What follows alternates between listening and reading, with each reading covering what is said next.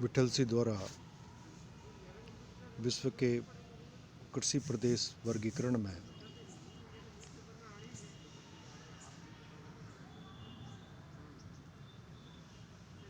चावल प्रधान गहन निर्माण कृषि का एक भाग भी बताया है, इंटेंसिव सब्सिस्टेंस एग्रीकल्चर। और इसी के बारे में आज का टॉपिक रहेगा। और ये विठल सिंह का संपूर्ण वर्गीकरण है, विभिन्न प्रदेश है। इनमें से नंबर 5 प्रदेश, नंबर 5 यहाँ स्पष्ट दिखाई दे रहा है। और इससे संबंधित जो भौगोलिक क्षेत्र का विस्तार है विश्व में, वो भी यहाँ देखने को मिल रहा है आपको। डिज़ाइन है जो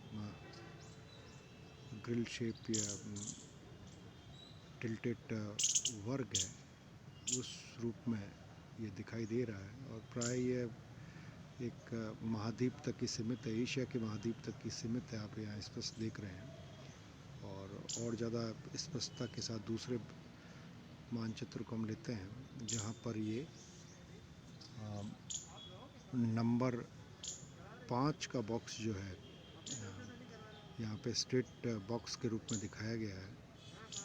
और वो डिज़ाइन आपको उत्तर अमेरिका, दक्षिण अमेरिका, अफ्रीका, यूरोप, ऑस्ट्रेलिया में कहीं देखने को नहीं मिलेगी। केवल सीमित है एशिया के कुछ भागों में, और वो भी दक्षिण एशिया, पूर्वी एशिया में अधिक विस्तार है, और दक्षिण पूर्व एशिया में भी इसका है। तो इसके बारे में बात करेंगे हम। चावल प्रधान गहन जो कृषि की जाती है, इसका मुख्य उद्देश्य निर्वहन यानी कृषक के लिए केवल अपने ज़रूरत पूरी करने के लिए ही है, इसलिए इसे निर्वहन कृषि श्रेणी में भी मानते हैं। और क्योंकि यहाँ चावल खाद्यान्न प्रमुखता से है, इसलिए चावल प्रधान गहन निर्वहन कृषि कहा जाता है। यह उन क्षेत्रों में की जाती है जहाँ पे वर्ष पर्यंत तापमान ऊंचे के साथ अधिक वर्षा रहती है।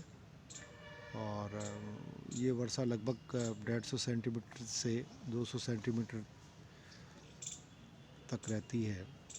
भौगोलिक दशाओं की अनुकूलता के कारण अनेक स्थानों पर वर्ष में चावल की 2 से अधिक यानी 3 फसलें भी ली जाती है।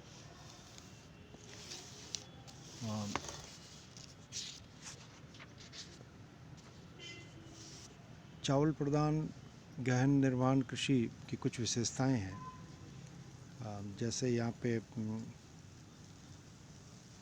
खेतों के जोत का आकार है वो काफ़ी छोटा होता है, और वो सीधा जुड़ा हुआ है जनसंख्या घनत्व से।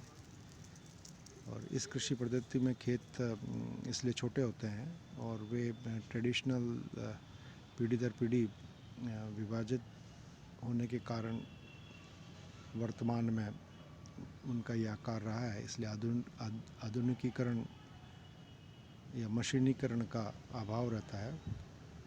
जापान में काफ़ी खेतों में औसत आकार काफ़ी कम है, जो 1 एकड़ से कम है, जबकि भारत सहित एशियाई देशों में इससे भी छोटे खेत मिलते हैं।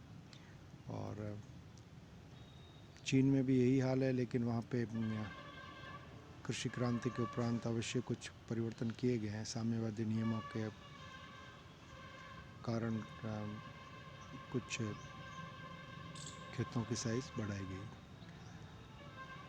अन्य विशेषताओं में मानव श्रम प्रधानता रहती है, क्योंकि इस खेती में जुताई, फसल की बुआई, निराई, गुड़ाई, और इसके अलावा क्योंकि फसल की विशेषता है कि उसे ट्रांसप्लांट किया जाता है तो वो भी नाजुक पौधों को, तो वो हाथ से ही अधिक संभव है। तो इसलिए श्रम अधिक लगता है। अन्य विशेषताओं में अत्यधिक सघन कृषि है, वह पशुपालन का कम विकास, उर्वरकों का कम उपयोग होता है। ये है इस मानचित्र में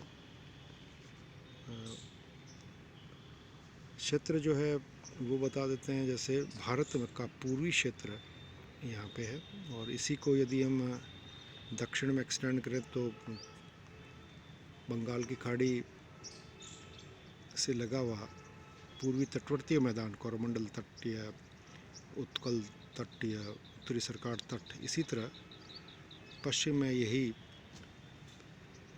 पश्चिम तटवर्ती मैदान जो काठियावाड़, कोंकण, कन्नाडा या मालाबार तट तक है, ये इसके लिए प्रमुख है।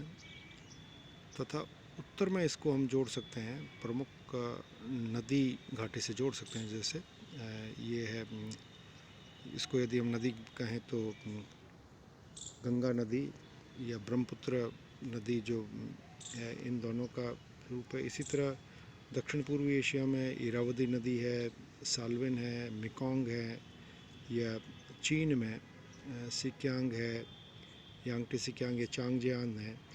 इन सभी प्रमुख नदियों के आसपास वाला क्षेत्र जो है, ये जो नदियां हैं, यहाँ पे ये कृषि की जाती है।